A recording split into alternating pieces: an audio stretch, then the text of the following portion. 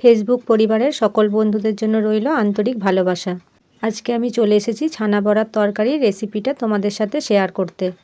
আমি নিয়ে নিয়েছি 500 গ্রাম মতো ছানা, তাতে দিলাম হাফ চামচ ময়দা, স্বাদ মতো নুন আর স্বাদ মতো চিনি। এবার আমি হাত দিয়ে ছানাটাকে ভালো করে মেখে নেব। ছানাটা আমার ভালো করে মাখা হয়ে গেছে। এরপর আমি ছানাটাকে লেচি কেটে হাত দিয়ে বড়ার মতো করে পাকিয়ে নেব।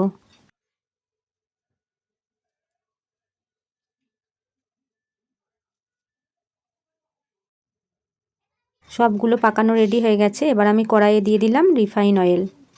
তেল গরম হয়ে গেছে, ছানার বড়াগুলো আমি ভালো করে তেলে ভেজে নেব।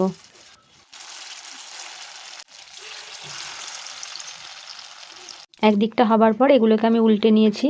সব ছানার বড়াগুলো ভাজা হয়ে গেছে। এখানে আমি আদা কেটেছি, সাথে দেব গোটা জিরে আর 2টো শুকনো লঙ্কা দিয়ে আমি মিক্সিতে মশলাটা বানিয়ে নেব।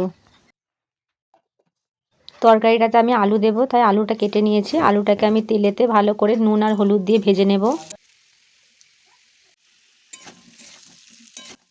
আলুটা ভেজে তুলে নেওয়ার পর আমি কড়াইয়ে তেলেতে দিলাম গোটা গরম মশলা। এরপর কেটে রাখা টমেটোটা দিয়ে কিছুক্ষণ নাড়াচাড়া করে নিয়ে দিয়ে দেব 2 চামচ মতো পেস্ট করা মশলাটা। এবার দেব হাফ চামচ ধনে গুঁড়ো, হাফ চামচ লঙ্কা গুঁড়ো, হাফ চামচ হলুদ। তারপর ভালো করে মশলাটাকে কষিয়ে নেব। মশলাটা কিছুক্ষণ কষে নেওয়ার পর আমি দিয়ে দিলাম ভেজে রাখা আলু। আলুটার সাথে আমি মশলাটা আরও বেশ কিছুক্ষণ কষে নেব, যাতে মশলার গন্ধটা না ছাড়ে।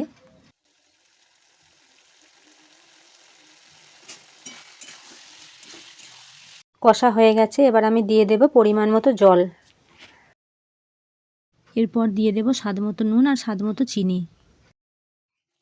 এরপর ঢাকাটা দিয়ে আমি ভালো করে এটাকে কিছুক্ষণ ফুটতে দেব। দেখো বন্ধুরা, জলটা ফুটে গেছে। এবার আমি ভেজে রাখা ছানার বড়াগুলো এটাতে দিয়ে দেব।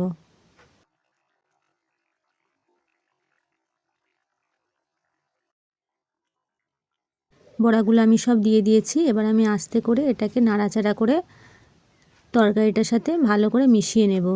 বেশি জোরে নাড়াচাড়া করলে বড়াগুলো ভেঙে যাবে।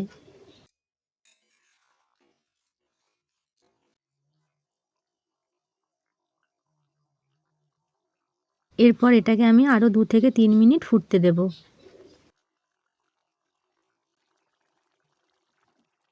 এরপর আমি দিয়ে দেব ওপর থেকে 1 চামচ মতো ঘি।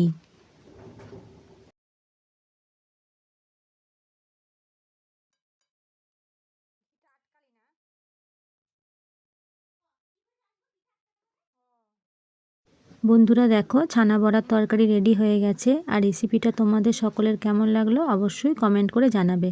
ভালো লাগলে একটা লাইক আর শেয়ার করে দেবে। আজ তাহলে আসি, সকলে ভালো থাকবে, সুস্থ থাকবে। সকলকে জানাই শুভরাত্রি।